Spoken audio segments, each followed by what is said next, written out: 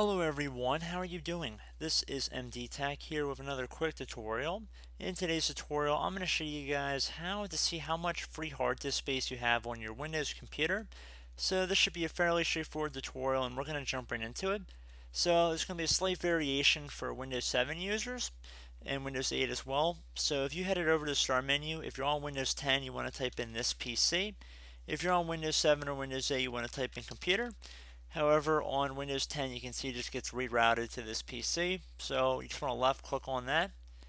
And now all of your drives should be listed down here.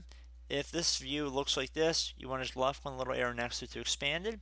And you can see all of our drives are listed down here. It'll tell you how many gigabytes are free of the total hard disk space. If you wanted to have a visual of it, you could just right click on it and then left click on properties down at the bottom of the menu. And this will give you a graphic as to exactly how much is being used up if you want more of a visual representation of it. And that's pretty much it, guys. So as always, thank you guys for watching this brief tutorial. I do hope I was able to help you out. And as always, thank you for watching, and I look forward to catching you all in the next tutorial. Goodbye.